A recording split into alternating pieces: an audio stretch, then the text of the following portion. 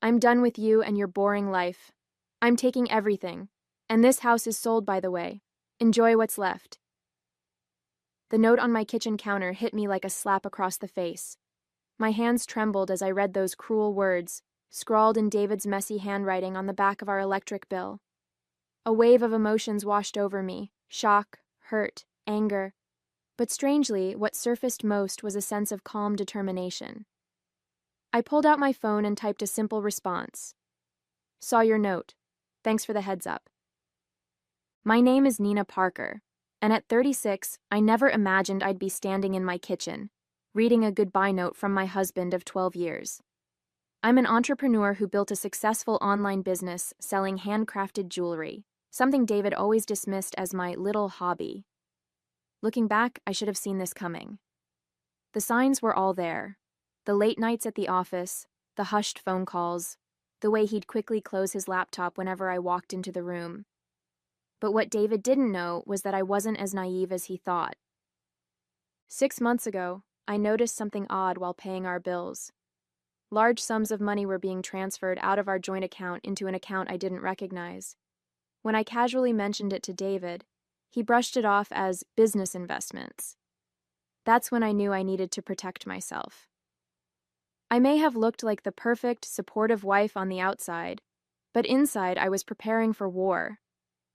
I started documenting everything: the unexplained expenses, the suspicious phone calls, even the nights he claimed to be working late, but his office building was dark when I drove by. I opened a separate bank account and gradually moved my personal savings there. I consulted with Sarah, my best friend who happens to be a divorce attorney, and she helped me understand my rights and options. Most importantly, during our recent home renovation, I had the house refinanced solely in my name, something David was too preoccupied with his investments to notice.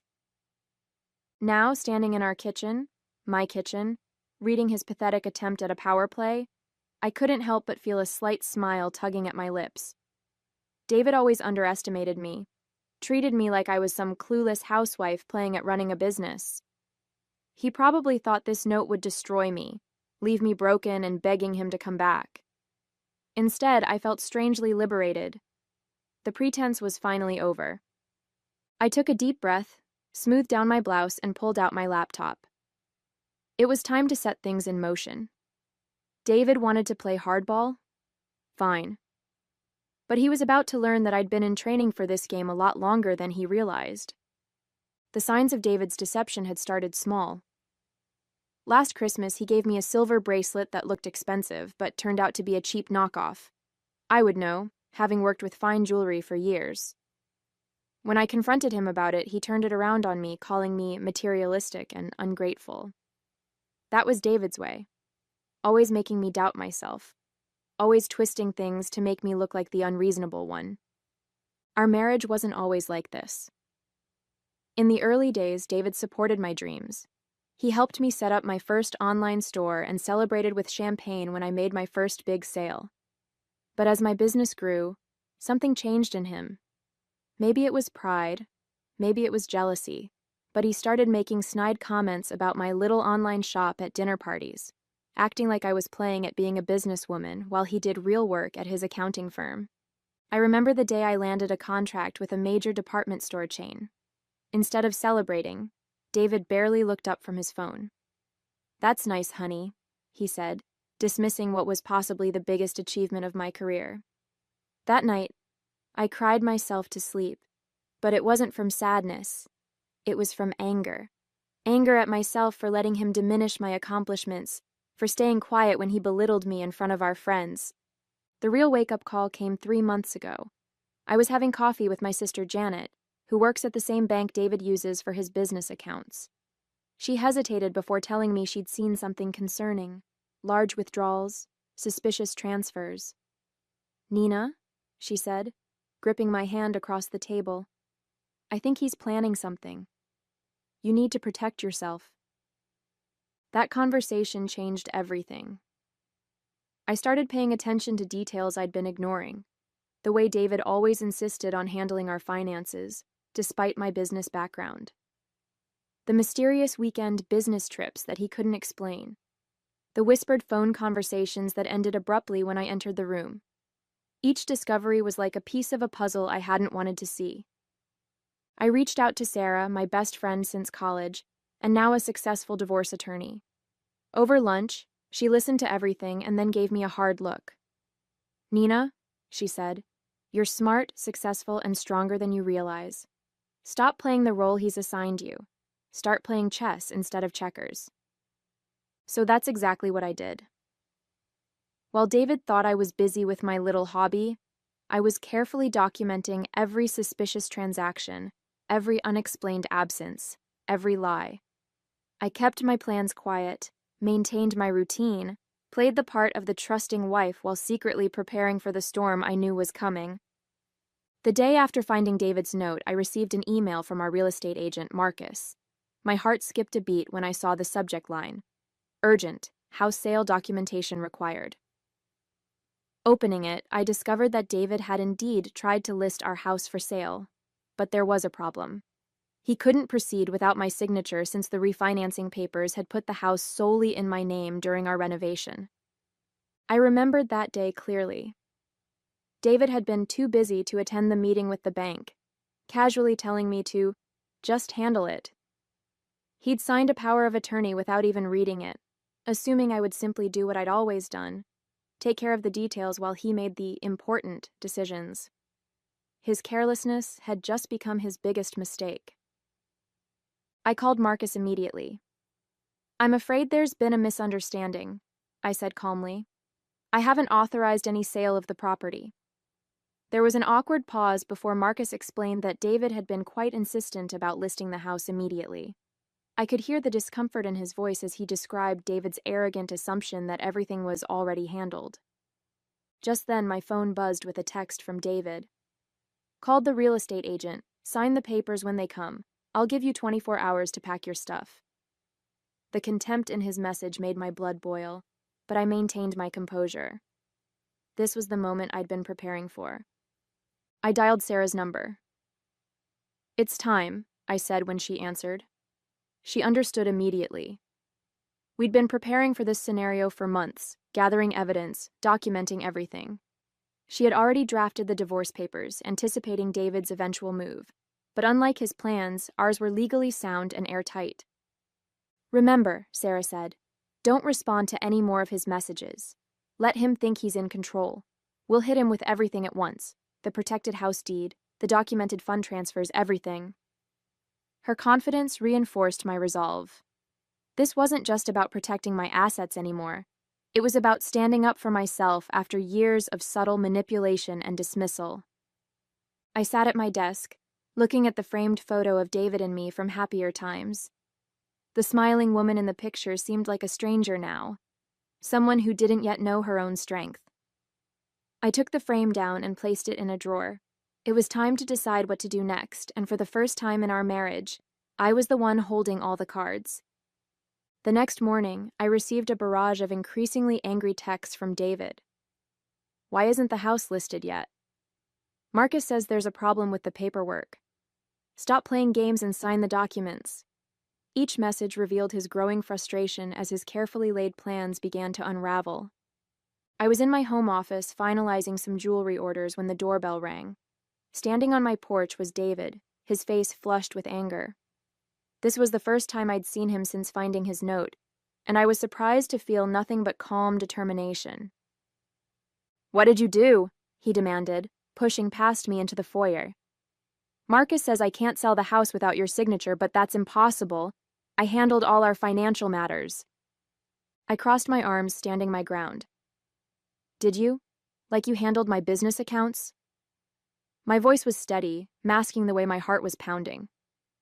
"The ones you've been secretly transferring money from?" His face paled slightly before he recovered. "What are you talking about? I made a few investments for our future. You wouldn't understand, you just play with beads all day." "Actually, I understand perfectly," I replied, walking to my desk and pulling out a thick folder. "I understand that you've been siphoning money from our joint accounts. I understand that you tried to sell a house that's only in my name. And I understand that you thought I was too stupid to notice any of it." David's expression shifted from anger to confusion, then to something close to fear. What do you mean the house is only in your name? Remember that refinancing paperwork you were too busy to read? The renovation meeting you couldn't be bothered to attend? I watched as realization dawned on his face. You signed over your rights to the house. It's mine, David. Just like the business you thought was just a hobby, the one that's now worth more than your annual salary. He sank onto the couch, his arrogance deflating. You can't do this to me, he said, but his voice had lost its edge. I've already made arrangements. I have plans. Plans that required my money, my house, and my compliance, I interrupted. But here's what's actually going to happen. You're going to leave my house, and my lawyer will be contacting you about the divorce proceedings. And those funds you transferred? We'll be discussing those too. David tried to regain his composure, straightening his tie as he stood up. You're bluffing, he said, but I could hear the uncertainty in his voice. You don't have the resources or the knowledge to fight me on this. I walked to my desk and pulled out another folder. You mean like these bank statements showing systematic withdrawals from our joint accounts? I laid out document after document. Or these emails you accidentally left open on our shared iPad discussing your plans to leave? Or maybe you'd be interested in seeing the private investigator's report about your business trips to Vegas. His face grew paler with each revelation. You hired a private investigator? No, David. Sarah did. You remember Sarah, right? My coffee friend who you never took seriously? The one who happens to be one of the best divorce attorneys in the state? I kept my voice level, even as I watched him begin to crumble. He ran his hands through his hair, pacing the room. This isn't how this was supposed to go, he muttered.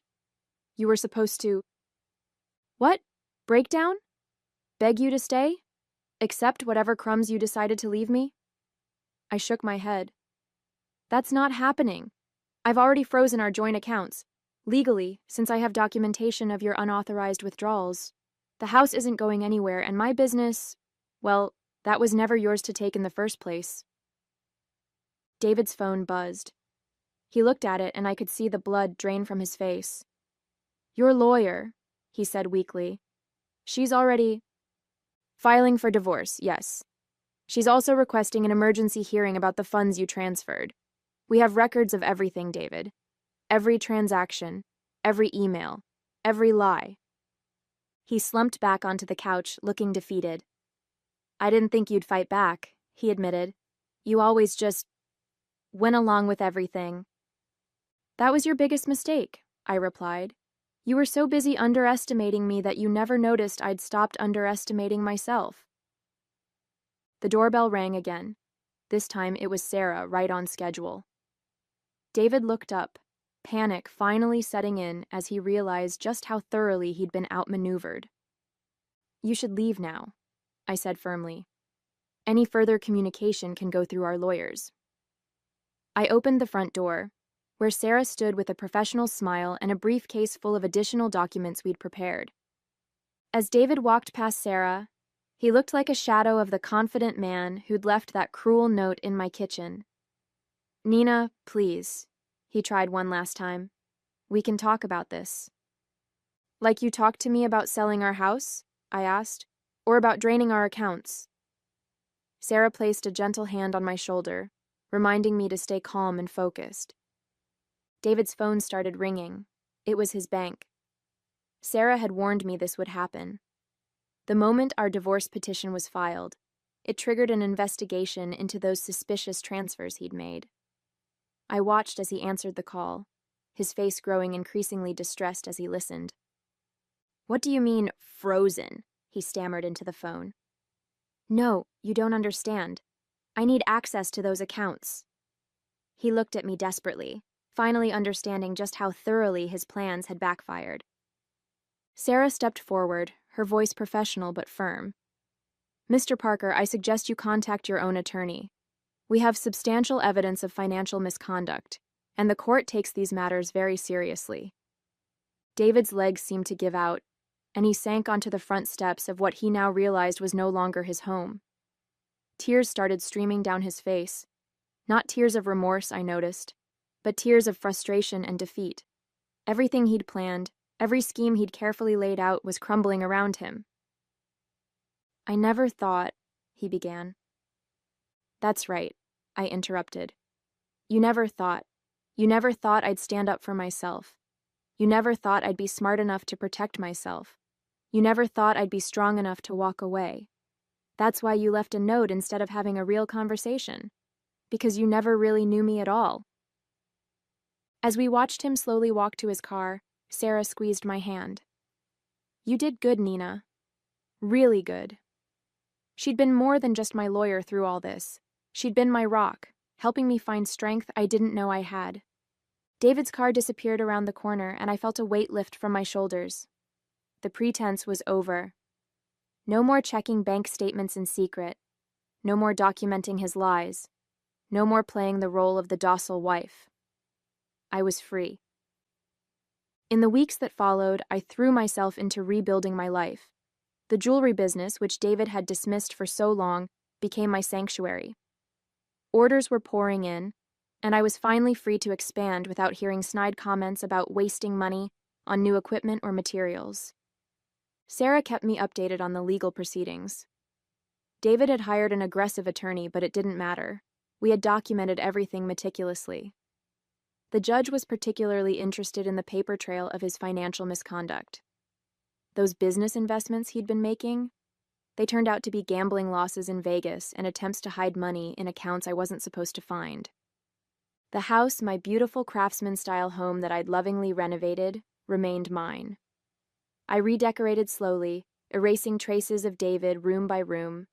I painted the living room the deep blue color he'd always vetoed, converted his home office into my jewelry studio, and finally bought that antique workbench I'd been eyeing for years. Each change felt like reclaiming a piece of myself. My sister Janet came over often, helping me sort through years of accumulated memories. "Remember how he used to mock your little hobby at family gatherings?" she said one evening as we sorted through old photos. "Now look at you. You're featured in 3 major magazines, and he's living in a 1-bedroom apartment." She was right. The business was thriving now that I could focus on it fully. I'd hired 2 assistants to help with orders, and a major department store had just picked up my newest collection. The irony wasn't lost on me. Everything David had belittled was now sustaining me, while his smart investments had left him nearly bankrupt. My friends rallied around me in ways I never expected. Sarah, beyond being my attorney, spent countless evenings with me, helping me process everything. "You're not just surviving," she told me over wine one night. "You're flourishing." She was right. I felt stronger, more confident, more myself than I had in years. The divorce proceedings revealed more of David's deceptions than even I had uncovered.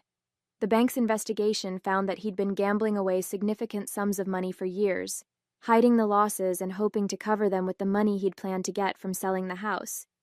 When that plan fell apart, everything else did too. One morning, I received an email from Marcus, the real estate agent. He apologized profusely for his role in David's attempted house sale and asked if I'd be interested in helping his wife choose jewelry for their anniversary. I smiled at the irony. My little hobby was now earning me respect from the very people who had once dismissed it. The hardest part wasn't the legal battles or even the loneliness. It was confronting how much of myself I'd buried to maintain the illusion of a happy marriage. I'd dimmed my light, shrunk my dreams, and doubted my instincts for years.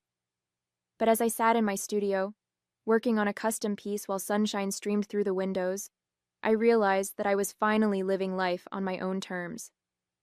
6 months after finding David's note, I attended a local business owners gala. It was the first time I'd been to a major social event since the divorce, and I'd almost talked myself out of going.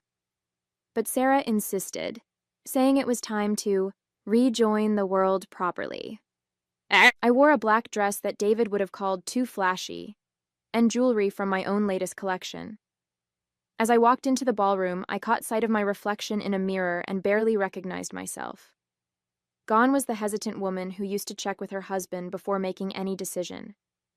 In her place stood someone confident, someone who knew her worth. During the evening, I ran into several couples who used to be our friends. Most had heard about the divorce through the grapevine, and their reactions were telling. The wives especially seemed different around me, more open, more real.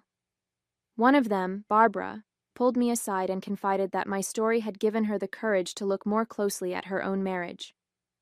"When I heard how you handled everything," she whispered, "it made me realize I don't have to accept being treated like I'm stupid just because I chose to start my own business instead of staying in corporate law."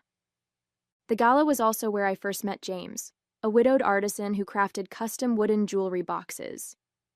We talked for hours about craftsmanship and running creative businesses.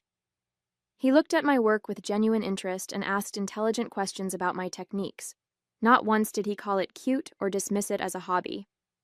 It wasn't romance, not yet, but it was a reminder that there were people who could see me for who I really was. David tried to contact me a few times, especially after the court ordered him to repay the money he'd taken from our joint accounts. His messages swung between anger and pleading, but they didn't affect me anymore. The last time he reached out, he actually apologized, not for the note or the attempted theft, but for not appreciating what we had. I didn't respond. Some chapters are better left closed. My business continued to grow. I expanded into teaching jewelry making workshops, something David had always said would be a waste of time. The classes filled up immediately, and watching other women discover their creativity became one of my greatest joys. Many of them shared stories similar to mine, of dreams put on hold, of talents dismissed, of potential buried under others' expectations. The house that David had tried to sell out from under me became a true sanctuary. I hosted monthly gatherings for local female entrepreneurs, turning my restored dining room into a place where women could share their challenges and celebrate their successes. The room that once echoed with David's dismissive comments now rang with laughter and encouragement. Looking back on that morning, I found David's note. I realized it wasn't the end he intended it to be. It was the beginning I needed. The woman who stood trembling in that kitchen, reading his cruel words, could never have imagined how much stronger she would become. Every tear I shed, every night I spent poring over bank statements and legal documents, every moment of doubt and fear, they all led me to where I am now. My jewelry business has expanded beyond anything I could have dreamed. We're now shipping internationally, and I've been featured in several major fashion magazines. The little hobby that David scorned now employs 8 people and has a waiting list for custom pieces. But more than the business success, I'm proud of the woman I've become. The other day, I found that note from David, tucked away in a drawer. Reading those angry words, "I'm done with you and your boring life," made me laugh out loud. My life is anything but boring now. I'm traveling to artisan fairs across the country, teaching women to create and value their own work, and building a community I never knew I needed. Sarah often tells me I should write a book about my experience, but I think I'm telling my story in a different way, through the strength I show other women who are where I once was. Every time I share my journey at my workshops, I see recognition in someone's eyes, and I know they're finding their own courage to stand up for themselves. Sometimes, when I'm working late in my studio, I think about how differently things could have turned out if I hadn't prepared for the storm I sensed coming. If I hadn't listened to my instincts, documented everything, and quietly built my safety net. David's note could have devastated me. Instead, it liberated me. Last week, I received a letter from David's sister, telling me he's still struggling to rebuild his life. She said he finally admitted to her how much he regrets underestimating me, how his arrogance cost him everything. Part of me hopes he's learned something from all this, but I no longer feel responsible for his growth or happiness. My life has taken a direction I never could have imagined while married to David. The house he tried to sell out from under me has become a home for creativity and empowerment. The business he dismissed has become a source of inspiration for other women, and I've become someone I'm proud to be: strong, independent, and unapologetically successful. Yesterday, a young woman in one of my workshops asked me if I ever regret how things ended with David. I showed her the simple silver ring I created for myself after the divorce was finalized. Engraved inside are the words, "Trust your strength." Because that's what this journey has taught me. We are all so much stronger than we know. Sometimes it just takes a cruel note on a kitchen counter to help us discover it.